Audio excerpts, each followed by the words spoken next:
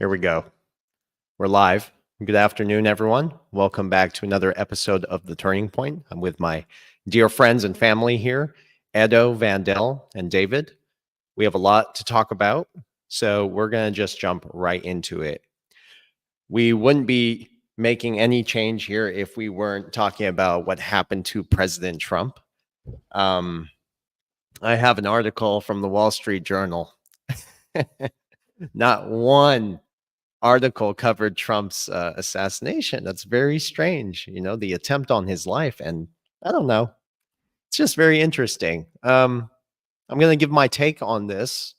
Personally, guys, this was very significant. It marked history because no president has really faced such threats like this since the days of Reagan and Kennedy. There's a lot of speculation going on. Many people are saying it might have been staged, whether, by the administration itself or the deep state. Some believe it's the latter. Personally, I'll tell you what I think. I think this is following the United Nations playbook designed, which is to erode trust between governments and the people. And that is going to pave way for future political reform. The assassination attempt, in my opinion, was part of a broader initiative to destabilize the current administration. Interestingly, I have a video coming out in the next day or two, but I did speak with an insider who worked very closely with the UN and the central bank under the Bush administration. And he explained that the deep state was making a very big, bold, and strategic move. So I don't know if that had something to do with this, but while, of course, the Trump news was going on, I was looking in another direction as well to see what else was going on.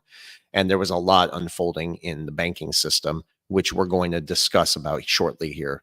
So, David, we'll go ahead and start with you.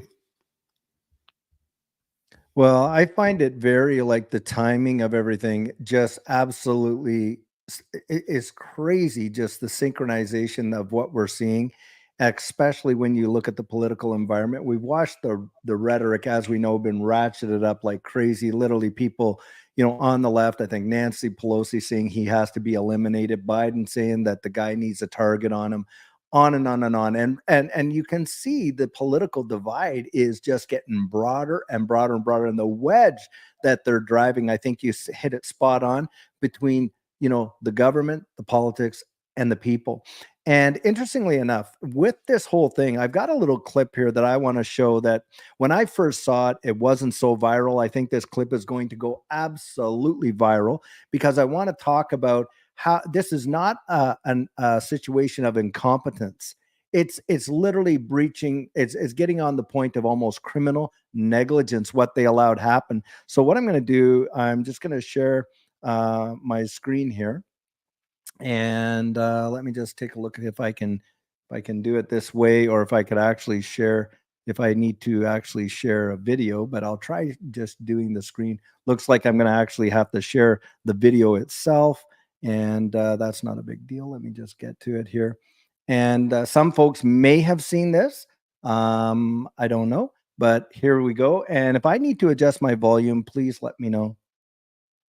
Okay, do you guys see the video there? I wouldn't even be doing this. I'd be at some beautiful places with gorgeous oceans. The Look, they're all pointing. The Atlantic, maybe the Pacific. Yeah, someone's on top of the roof. Look. There he is right there.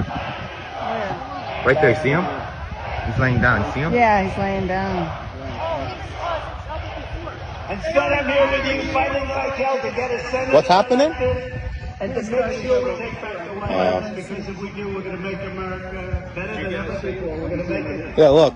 There he is. Easy, because we have millions and millions of people in our country that shouldn't be here. Dangerous people. Criminals. We have criminals.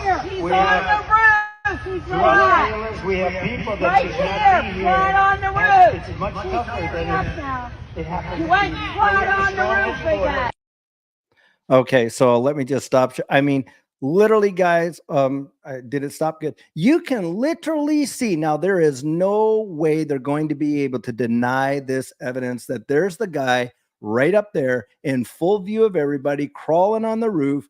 People are calling out to officers, hey, look, what's going on up here? They had plenty of time to take this guy out. And look, when you're dealing with, the security measures, you have to remember the Secret Service gets theirs days before, if not a week plus before the event. And they literally map out the entire place, and they designate spots where there could be threats. You're telling me that this 20-year-old kid scaled up a ladder, crawled up there, people are pointing him out, he's got a rifle, he's right up there, plenty of time to take this guy out, and he gets off 5-6 shots, and that was allowed to happen?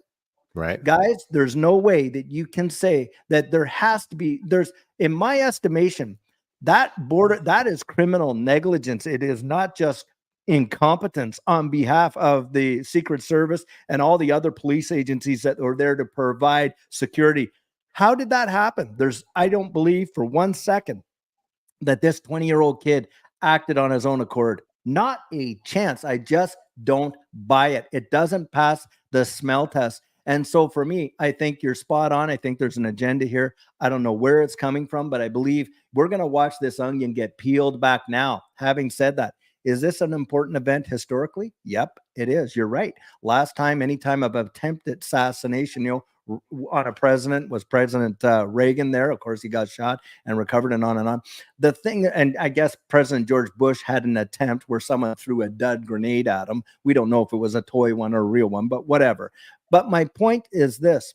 I believe they're going to take this event and use it as probably one of the biggest distractions that you could ever imagine while they do this and this. While everyone is focused on this whole deal and this whole case and how it's all going to blow up like crazy as a smokescreen, I think they're going to be doing other things in the background.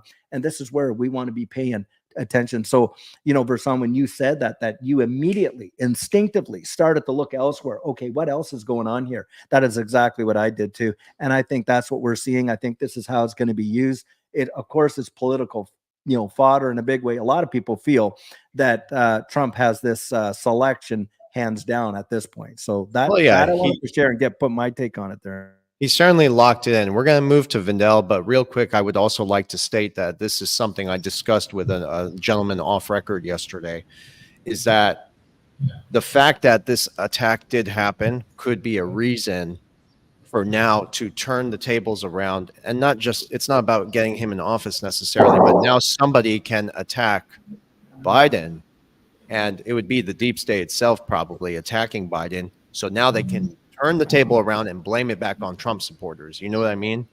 They're trying to stir division, anger, and hostility towards each other. This is what the UN playbook talks about. Vindel. Yeah, I agree with you. Personally, I think this was an inside job for a bigger agenda. I think they played out extremely calculated.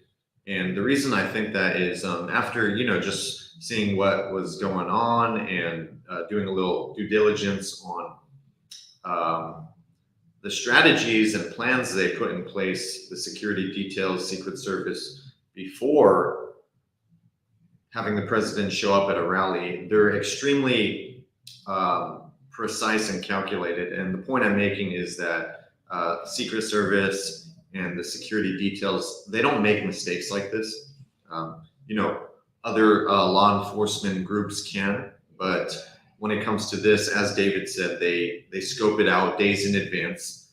They even have documentaries on this to show you how they really plan these things out days, sometimes even weeks and months in advance. And at the same time, they also use drones to scope out the area. There's just too many things and events that don't add up. And I mean, if you believe, the way I see it is this is 100% inside job, 100%. I'm not sure who's responsible. Some sort of deep state connections is clear here, but at the end of the day, there's a 0% chance this was incompetence. I think it was deliberate oversight. And the interesting thing is, forget what happened. What are the outcomes of this happening? What are the outcomes? Well, this is actually good for the president because it increases his ratings. There's a high probability now, even higher than before, that he will become president, which is, good in the short term. But at the end of the day, presidents are puppets. They report to other masters. Okay, so take it with a grain of salt. But funny enough, Trump is big on crypto. So, I mean, I feel like this, if he does come back, this could be a huge driver for the crypto markets and space in the short term, at least. But that's all I have to say on that. I'm not buying the bullshit, is what I'm saying. Well, none of us buy bullshit here. That's why we do this show here, so we can kind of filter out all the noise. Edo, what are your thoughts on the bullshit?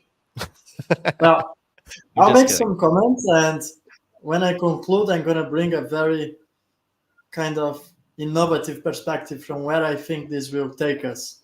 Now, there are some interesting things.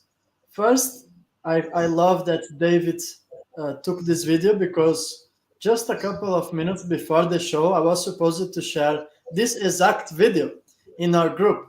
And I just think this is the most relevant video that I have seen on the subject. So the fact that David just shared with us here, I think that's just shows how we are connected, you know. And well, I also watched some interviews of people that were there, and the conclusion, obviously, I think if you have an IQ above room temperature, is that that's an inside job. They would never allow such a thing to happen.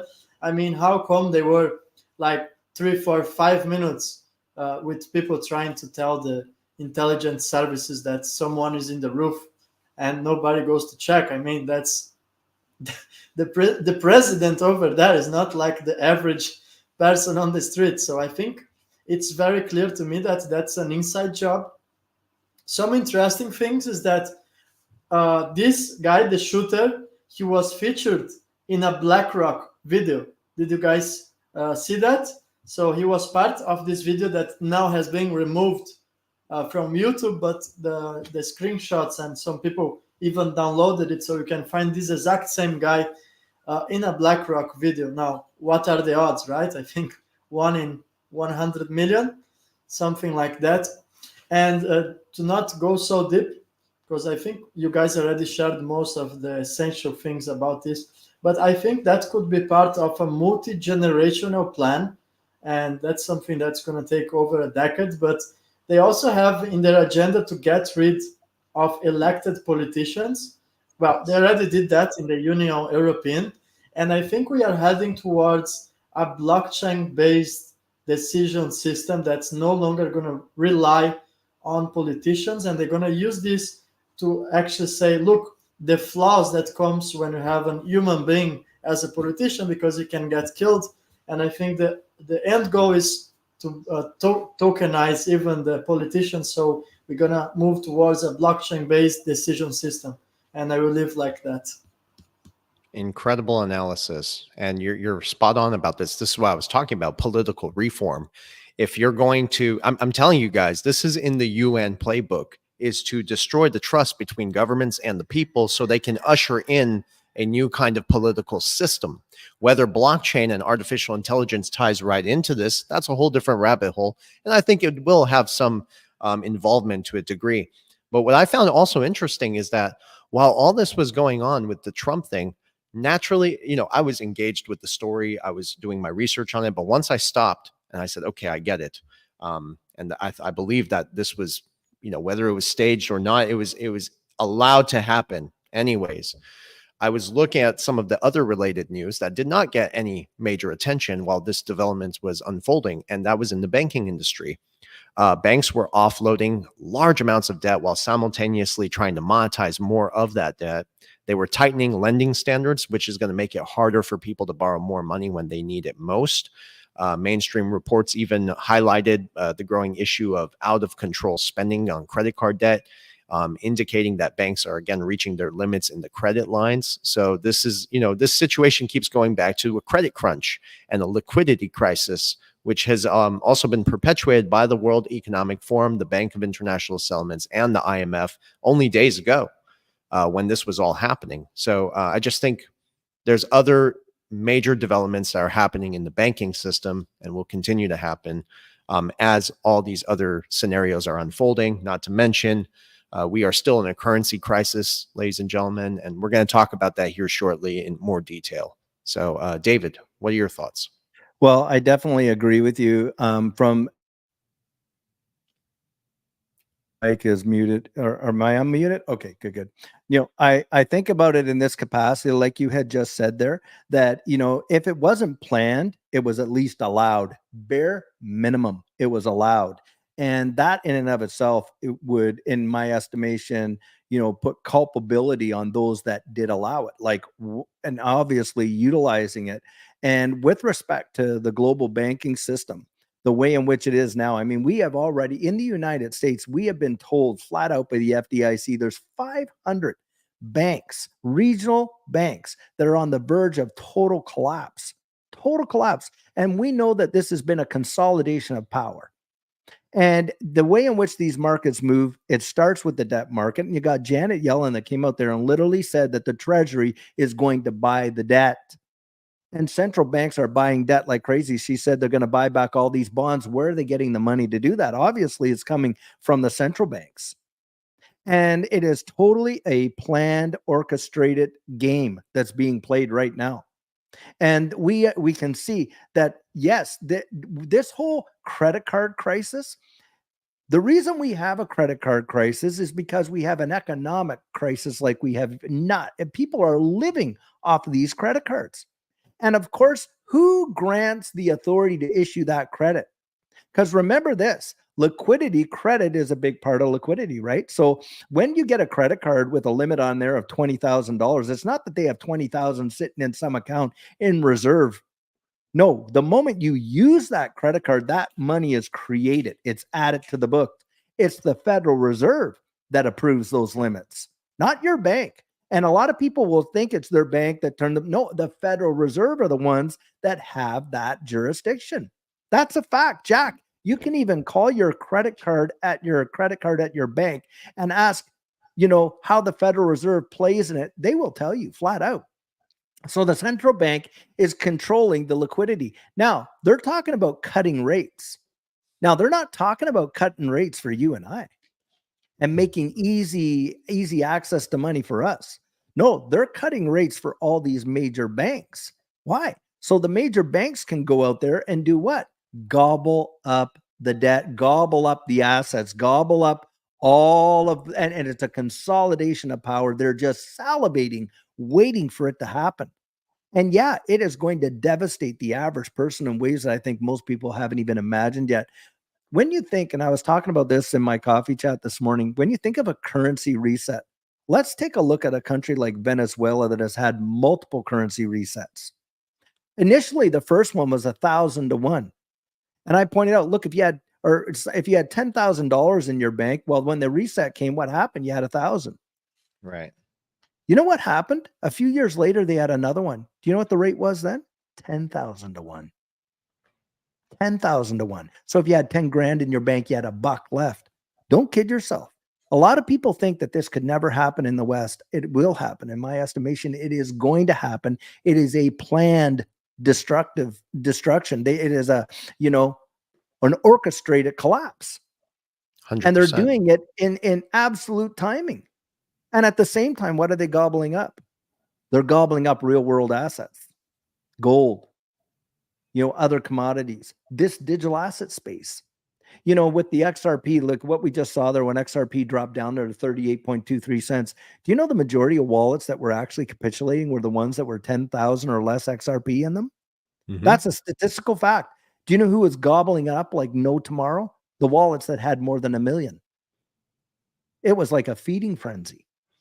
Yeah. And this is what they're leading us into it. And it's almost like they're pushing people to the point where they have to literally, and that's why we have this massive and credit card defaults off the Richter scale. So I believe that what I think it is really an ultimate. It's not just a knee-jerk happenstance reaction to market conditions. No, it is a planned demolition of the markets leading to the consolidation of power. And that's what I really believe it is. Spot on, 100%. Like, that's exactly what's going on here. I want to hear from my brother's take. Mendel.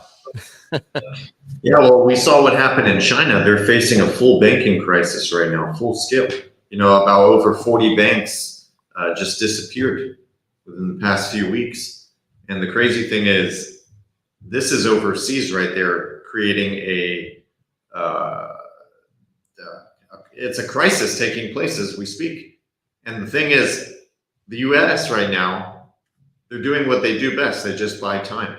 So it's a matter of time before we actually start to see the smaller banks here start collapsing and going bust. I still believe that there's a higher probability that the bigger financial institutions like Bank of America, Citibank, JP Morgan have a better chance of survival because they're systematically financial important institutions. So, which means they have a higher chance of getting bailed out by the government because they're important to the economy. So the point I'm making is that I think we're going to see much more of bank failures this year going into next year until they really create some significant pain for people. And this is part of a bigger plan, which we discussed, a consolidation phase. They're consolidating the banking power into a few hands, a few banks that will remain standing as the little ones can't keep up with higher costs, interest rates, inflation, and the burden that the central banks and Federal Reserves are pushing onto them. This is part of the plan. This is just one phase of the plan, though, is wiping out the smaller banks. And you know what this encourages people to do? As they start to see smaller banks fail, your mom and pop, regional banks, they start to get more fearful. So what they do is they take their money out and they feel like, you know what, I feel more comfortable putting it in a bigger bank. So it's almost incentivizing through psychological scare tactics to move people from small banks to big banks. And people are taking action, doing it by themselves. But that's why I agree with you guys. Physical, tangible assets, gold, silver is one of the best hedges you can have, as well as capitalizing on these undervalued digital assets. Just as David said, when that correction happened, most people were capitulating, selling off, fearful, being scared, panic selling, really, while the big whales, which is really the insiders, the sophisticated investors, venture capitalists, they were acquiring massive loads of XRP and of course, other digital assets. Yep. Edo, what are your thoughts? And nicely said, Vindel. And I think the term you were talking about earlier when you said the banks are too big to fail, they've rigged the international laws of finance to accomplish this, and it's called SIFI, Yes. right? SIFI. Can you tell our audience real quick, Vindel, what SIFI stands for? SIFI stands for systematically important financial institution. So this is a label that was given to banks that are so important that they have to function and be around for the economy to function properly. So they gave them a specific label. But the interesting thing is, not to take you off direction here, but BlackRock is not even a bank. It's a hedge fund that manages capital. And they actually received the SIFI label, which is extremely strange and just tells you how powerful and important BlackRock is. 100%. Edo, could I interject for just a quick second? Would that be okay? Yeah, David, go ahead. Just for a minute, just for one, like to make a point. I think that if folks really want to look into this, and because you've hit it spot on with SIFI and all that, but Jim Rickards and his ICE 9 is what comes to my mind. I was actually going to play the video here in a second after Edo gets his words in. So I'll play the video for you guys, but Edo, I'd like to hear your thoughts. I'll make some quick thoughts before you share the video. So there is some extra sauce to add to that. First, what Vandel said about the banks in China. We can't forget that Evergrande is also suffering with the financial crisis in China, and Tether is highly connected to Evergrande. So let's not forget about Tether. Now, second of that is that BlackRock, when you start to actually investigate who is behind BlackRock, that can track you down all the way to Bank of America, which is one of the key institutions, just like the Santanders, the HSBCs, Bank of America. Those are the financial institutions that are likely to stay around, and they are not going to collapse as many people are expecting. But surely the small banks are going to take the biggest hit. And if people still doubt that this can happen, sometimes you just have to look back. You don't have to look at China. But as we already spoke on this live streaming, Cyprus and Greece, which I live here, and I spoke to people in 2005, 2006 with the banking crisis. Literally, people woke up to their bank accounts going to zero. So that's something to consider. Now, I want to make some quick thoughts about the XRP price action, and a lot connected to what David said, that small accounts were selling while large whales were accumulating more. And that's the same scenario when we had the massive drop from the SEC lawsuit. The top 1 to 3% wallets were actually accumulating more. I was copying their strategy. I was buying more when we dropped to 16 cents. Now, the whole point I'm trying to make is that I got a lot of messages in the last days, and I see that a lot of people are making one big mistake. They are trying to time the markets, and some of them are trying to trade their XRP bags in the hope of buying at lower levels. And I think that's a massive mistake when you're talking to an asset that can literally jump overnight.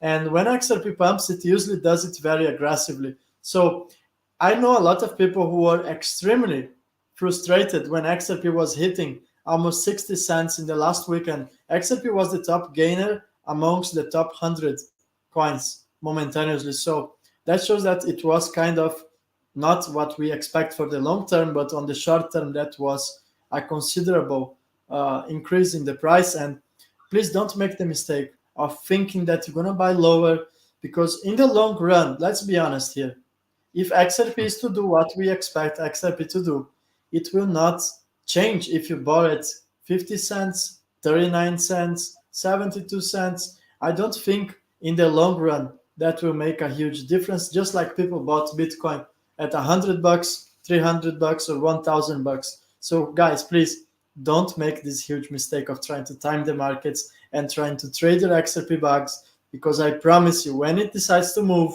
that will happen quickly. You will not have time to buy it. That's my short intervention before Versan shares the video. I'm going to share the video, guys, but God, we have so much to unpack because, you know, I'm talking to my brothers here. We understand each other, and the audience. Yeah. Well, first of all, a lot to unpack in what you said. First of all, bank failures are inevitable in the current economic landscape. What we're experiencing, again, is a currency crisis. The dollar's purchasing power continues to decline. The global balance of power is shifting towards the east. The dollar's status as a reserve currency is under threat because of actions from our own politicians who are corrupt. You know, inflation is high. The dollar is losing value.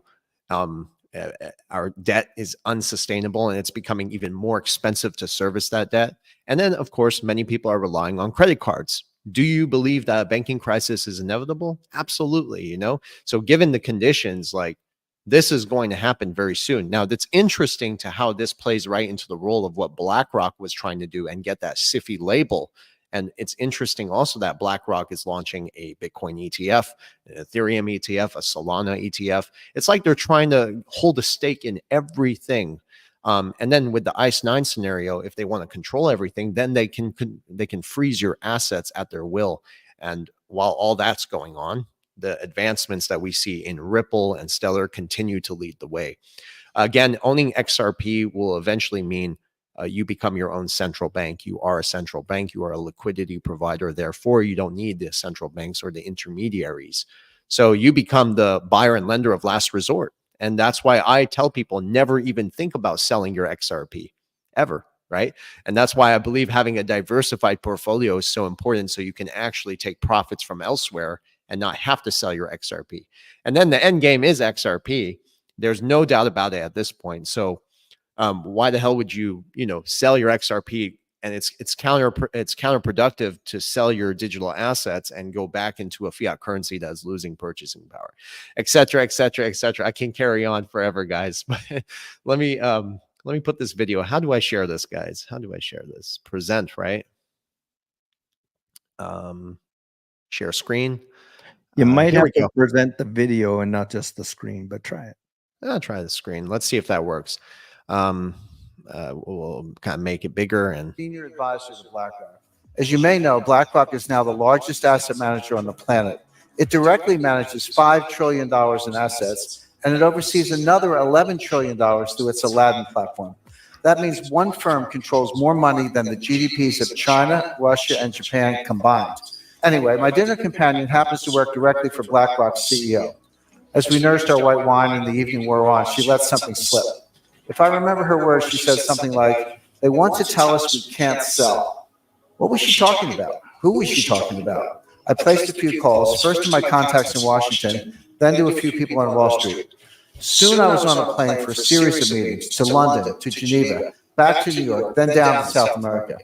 As I began connecting the dots, a pattern emerged. It revealed a network of more than 189 individuals positioned inside the world's major financial institutions. Some of them hold senior positions inside the IMF, World Bank, and every central bank in the G20, including our own Federal Reserve. These elites share one vision, and they're about to make it a reality. That vision is one world order, one world taxation, and one world money. They've worked for years behind the scenes preparing to realize that vision. They've literally rigged the laws of international finance. Everything is basically in place right now, and there's essentially no way to stop this from happening. When the crisis hits, they'll flip the switch, freezing the global financial system. That will give them time to reset the world economy according to their vision. As the coming crisis unfolds, President Trump will be powerless to stop it. In fact, trying to stop them would probably weaken the president's power altogether. That is amazing, Jim. Really. So, what did these elites want from your contact at BlackRock? I think we can go on and on with this, guys. You could be able to check this out on Twitter. I do have the video on Twitter there, on my Twitter account, but the actual video goes into so much more detail. And I know that video is a little bit old, but just because news is, the video came out a while ago, doesn't mean it's not relevant today. Sometimes looking back into what has been echoed before is more relevant today than it was back then, like that video. And it's interesting because that's when Trump was president. Now, for all we know, with what's happening with BlackRock, that video again is more relevant today, because if Trump does become in power and takes office for 2024, and BlackRock continues to consolidate the financial system, and the powers that be are supporting them, the George Soroses and whatnot, the deep state, who knows, then it kind of falls into place. You know, problem, reaction, solution. At the end of the day, I think we all know where this is all going, and it's a reset of the monetary system. Are there going to be CBDCs? In my opinion, I think there will be CBDCs, because if you, given the, the conditions, again, the banking crisis, which is inevitable, recent financial institutions saying billions of dollars in credit card debt unlikely to be paid. This is a classic scenario for a problem, reaction, solution, where central bank digital currencies are likely to emerge as the solution because people don't have money. I know I went on for a while, guys, so I'll let you speak. No, I would agree with that. I think central bank digital currencies are an inevitability. And even it doesn't matter who gets in. Now, I know Trump was campaigning saying, hey, look, if I get in, there's not going to be a CBDC. Well, I think once he gets in there, he's not really going to have a choice. I think the narrative at that time would be, well, look, the CBDC that we employed, wow, it's a way better deal than what was going to happen. That's kind of think how it's going to be sold. But they have no other choice. They are destroying the current financial system at a rapid pace. It's just getting ridiculous when you see the amount of money creation, the money supply. I mean, M0, M1, M2, and all broad, and the broad money supply, all of it. They are just dumping. All these central banks around the world are just dumping, are just pouring, and increasing the money supply to a ridiculous level where nobody is going to have genuine confidence in it. It's going to literally absolutely implode. And remember this too, a lot of legislation out there right now, when bank failures come in, is geared towards a bail-in, not a bailout. Well, what does that mean? Well, a bail-in means that the depositors are on the hook no matter what. And is not our financial system set up in such a way that you cannot help but be a depositor? What other mechanism do they have available for you and I in order to transact? You know, cash is like almost gone. I mean, you look, I think there's what, 4 or 5% of actual cash for funds on deposit. And look, in Europe, you got the EU that made laws that if you buy something with more than €1,000, you could in cash, that's a crime. Is that not right, Edo? Yeah. And so that just seems insane when you got utilizing legal tender can be a criminal offense. Yeah. So what does that tell you? Well, it tells me that they are absolutely going to literally flip the proverbial switches. And you know, you're right about, even though that video was a little ways back there, these guys plan this stuff out not in terms of like 1-2 years. Try 10, 15, 20, if not 100 years. Like they plan this stuff out way back. And I've shared on this channel that clip that I had of Justin Trudeau, the Prime Minister of Canada, who's a graduate of Klaus Schwab's, you know, New World Leaders and all this kind of stuff. And what did he come out and say? This, you know, situation that we're dealing with right now, this affords us an opportunity to advance our this situation agenda. So this has been on the table for a very long time. And they have accelerated it to the point where I think it's not going to be too much longer. I would imagine I'd give us 18 to 24 months max before you start watching global. The EU, I think, will be one of the first. China's already issued their digital yuan. Digital central bank digital currencies are coming out. Now, I want to address a quick question that I saw in the comments there. And it had to do with talk about the private ledger price of XRP and the public ledger price. Guys, there is no difference. The price, and this is, I've looked into this in a big way because I, you know, heard this come out. These private ledgers are CBDCs. The native asset on the CBDCs is in fact the native asset of that central bank. Now, XRP on those private ledgers operates as a bridge asset, not as a primary asset.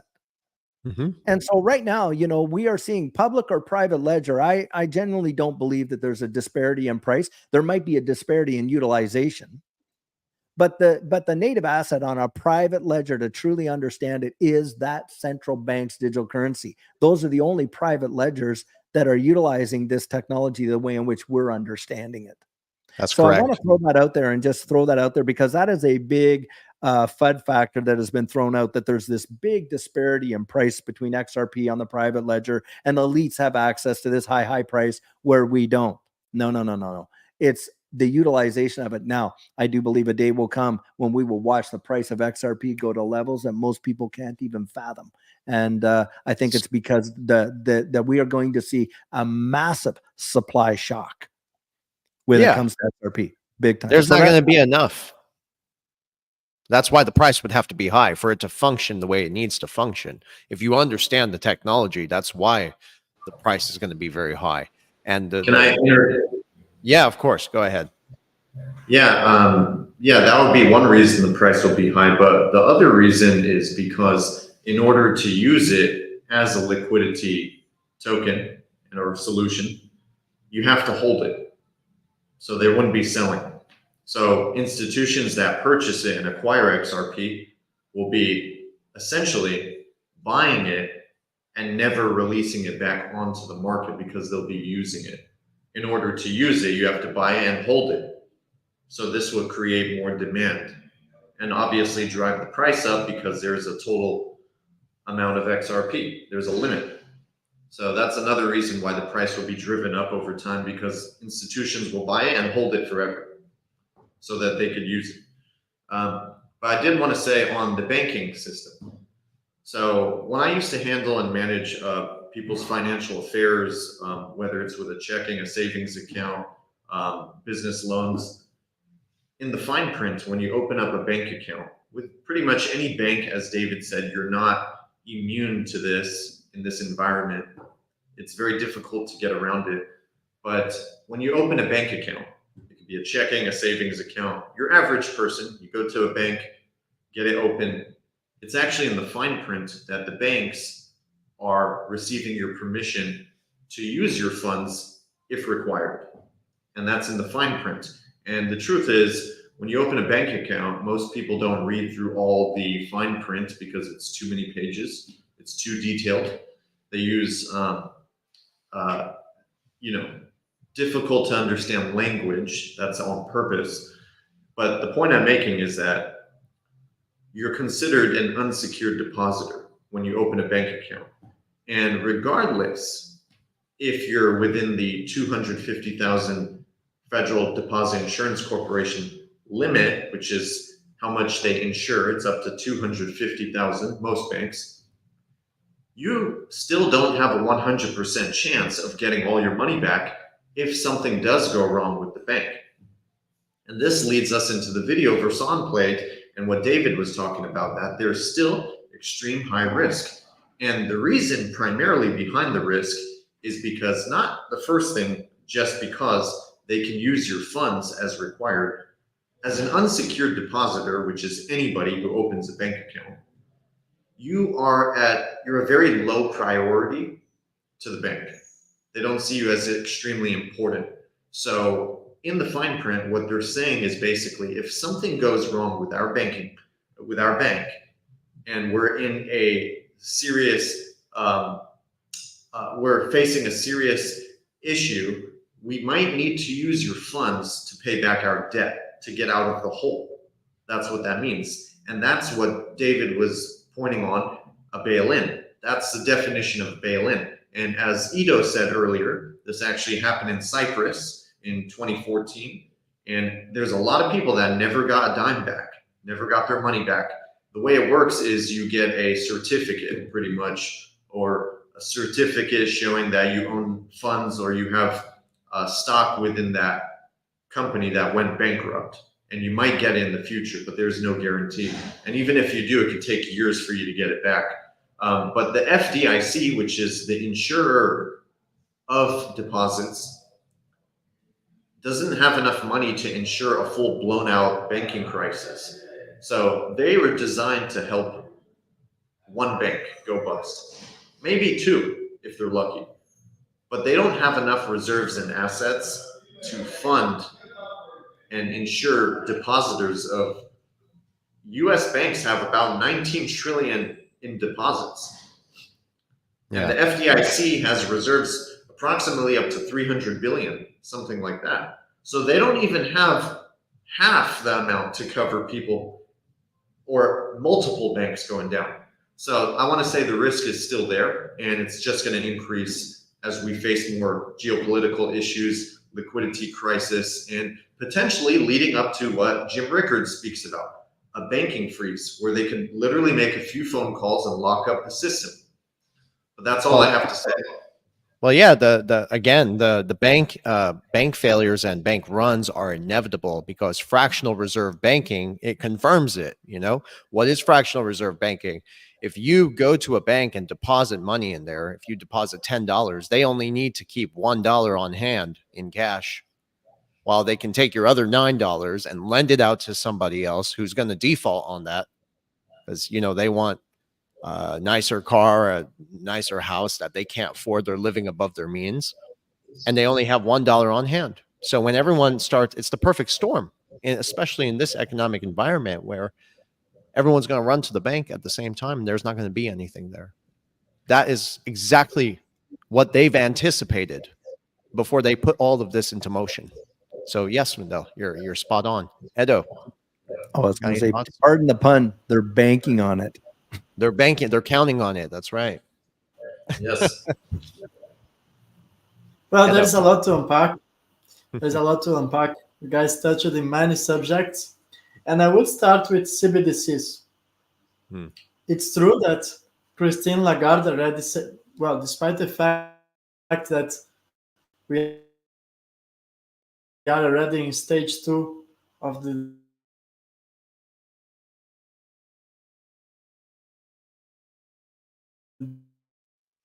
Edo, your Wi-Fi is cutting out. Oh, how is it going now?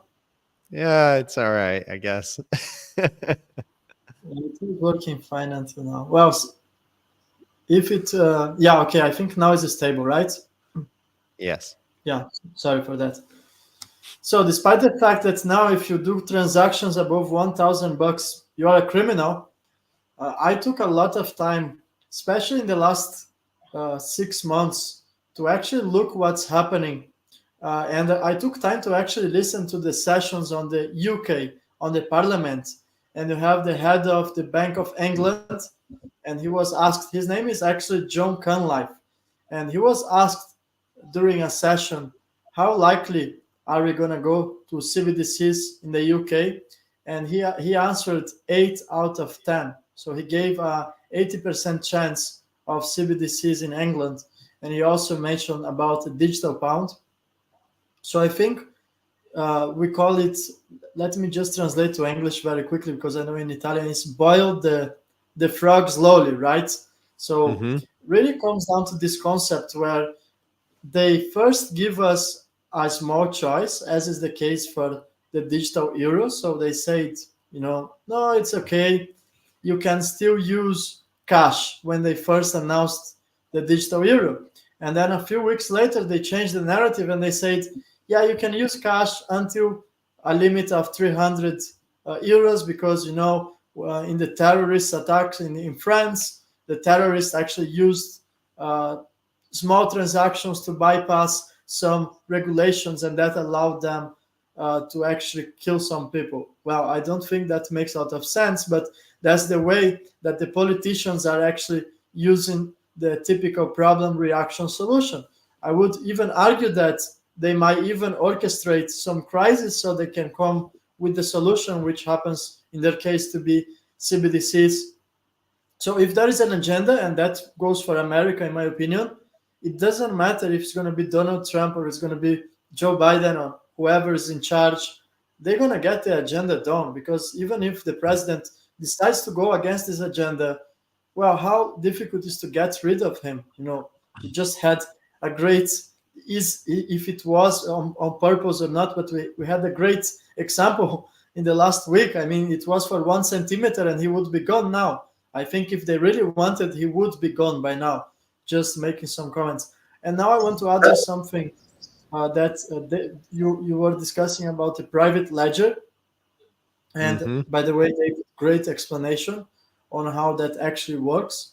And I just want to compliment that, because despite some people saying that the elites are going to use the private ledger, and some other people also used to say that Ripple doesn't, that they will not use XRP on the private ledger. That's another nonsense that I want to call out. And if you guys want it's very simple. There is a document, and I made a video about it. I think I'm the only person who found this document, and this document really didn't get enough attention, but it's a private letter from Ripple with the government of Thailand, okay? And there you have Ripple, who is presenting to the government of Thailand the private ledger, and they on this document they are advising the government of Thailand to use XRP as a settlement mechanism on the private ledger. And that's not something that Ripple puts out for people to see. That's a private letter with the government of Thailand. So if you want to look this document, go on YouTube, search Ripple Bank of Thailand. You're going to find my video is the only one. So you're going to really get access to this information. And just to Yeah. conclude what Versan said, it's all about Nostro Vostro accounts. So they need to hold XRP on their balance. That's why some people will say, but the transaction takes three seconds. No, every central bank in the world will be obligated to hold a certain amount of XRP.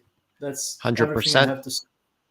100%. And, I put a tweet out that did pretty well on this, but I was trying to make it clear for people to think about it like this. If Ripple is building or constructing the payment rails to which all the currencies will be stabilized and bridged, the infrastructure for all of that, for the financial institutions and central banks, to which XRP is the digital asset that allows the facilitation of the instant transaction settlements, it is very similar to a digital gold.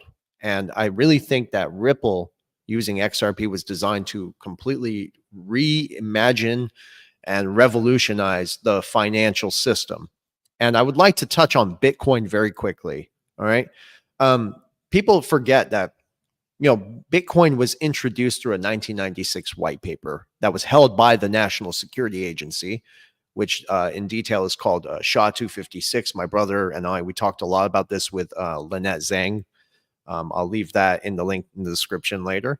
But this was designed to pave the way for the acceptance of digital money, which that goal, in my opinion, has been successfully achieved. But something else I want to mention is that there's so much propaganda out there and information that I think we're at that point in history where all of this propaganda is coming out and it's shaping the perspective of the masses, because many people really don't have the ability to think critically for themselves. They rely on what others are saying instead. What we try to do here is teach everyone how to think independently and understand the mechanisms behind these manipulative systems, so that way you can prepare to take the necessary actions for yourself. Think outside the box, because I think most people in this space as well are being led astray by other very unusual propaganda. You guys know what I'm talking about. I don't want to say too much more than that, but there's just so much division right now, and I think that's their weapon to keeping us in the dark, right? We have to foster love, kindness, empathy, and these are the qualities that really define us as human beings. And it's really sad what we see happening in the world today. It's just that so much of humanity, I feel like, is losing its soul to a degree. And I worry sometimes about the next generation, because I think they're going to face a very bleak future unless their parents break free from this manipulative cycle and teach their children how to think for themselves with valuable, genuine human connection. Do you guys know what I'm saying? Absolutely. I totally, I agree with that. I think for ourselves, we're in a spiritual war. I was mean, afraid I was on mute for a second the whole time. no. We're in a war for our soul. I mean, there's no doubt about it. And the way I've always looked at it, because I'm a person of faith, I approach this space as a person of faith. And let me just give a strict definition of faith. Faith is, from a scriptural point of view, is the evidence of things not seen, but things hoped for. Well, hey, most of the people that we talk to are in this investment world. And what are they doing? They're going out there, they're making an investment, hoping to see something they haven't yet seen. So as far as I'm concerned, they're exercising a measure of faith. And, when you see things play out like they have, and it literally, you can almost predict what the next step is going to be, because you've literally examined it. You've spent time researching it. You get to identify their tells, if you will. And you can almost gauge what the next step might be. And we have literally seen that, one thing that came out that I thought was absolutely phenomenal and amazing, and maybe you guys have seen the clip, but it's a clip of a spiritual prophet, so to speak, talking about how, he saw back, this is about a few months back in March, where, Trump, an attempted assassination, and where the bullet was going to whiz right by his ear and all this and that. That same guy. And I actually saw, I think I was made aware of this through Digital Asset Investor, one of his videos, believe it or not. The same guy had a prophetic vision about XRP, didn't even know what XRP was, but was asking the Lord about, investments and things and that. And XRP came up. What did he do? He starts researching it, finds out. And in his own words, and I guess you can look this up online, and whether you believe in this or not, that's obviously up to you.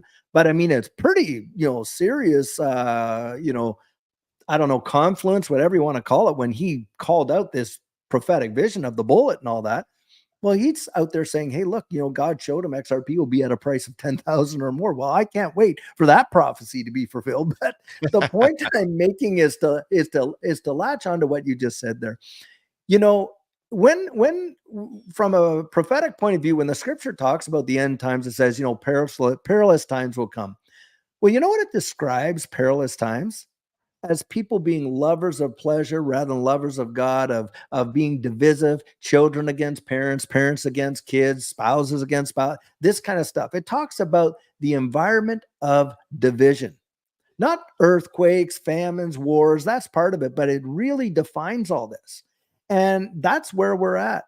And you're absolutely right. Unless we wake up to the reality of what's really going on the inside, and we start to think about, hey, how am I going to react to it? Not so much about the actions, but my reactions to it. The character I'm building in me and the character that I'm wanting to see in my children. And still we start loving one another.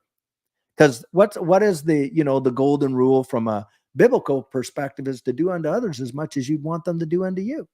Yeah. Until we start really putting that into practice, I think we are doomed to make the same mistakes that we have been making for generations.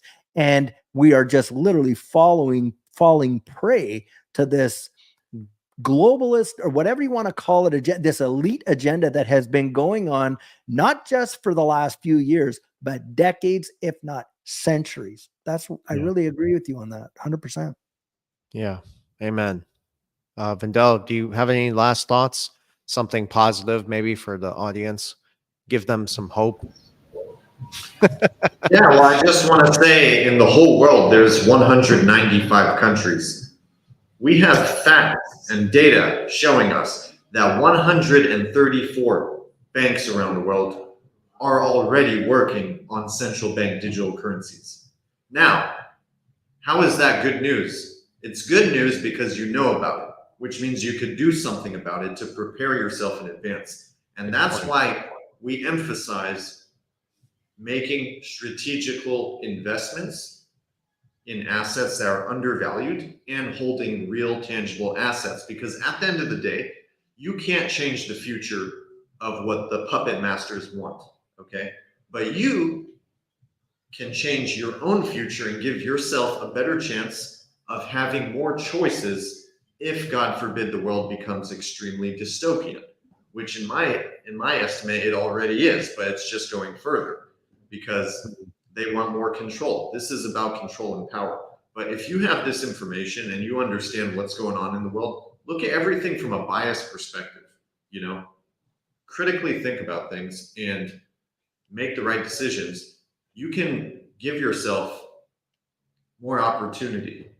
And when you build wealth and take advantage of the opportunities, when things do go in that direction, as they are, you'll have more choices. You'll have more options, and at the end of the day, that's what's important, because you can do better for yourself and for your family. Good spot. Well said. That's it. Edo. Love the message from Vandel. If you know something, then you can take action. And that's exactly the blessing that we are able to see through the bullshit that they are throwing at us. And forgive my words here. But the fact that we can actually see what's happening, and this is just incredible. This prophet that came, and I saw this video, I was thinking about it exactly in the moment David said it. And it's just like he predicted exactly what's going to happen with Trump. And then comes a video, and this guy also did predictions about XRP. I mean, my mouth just dropped on that moment. Okay, so I do believe it's biblical. And just to conclude here, these things over here, it's a $1 billion machine that's pointed against every single one of you. So you have two choices. You're going to allow the smartphones to control you, or you're actually going to use it to your favor so that you can actually take the necessary actions. You can actually educate yourself, and you can actually prepare for the future so that your future generations are going to benefit from this moment in time. Or you're going to look back and think, what did I do in 2024? Was I just scrolling on my TikTok?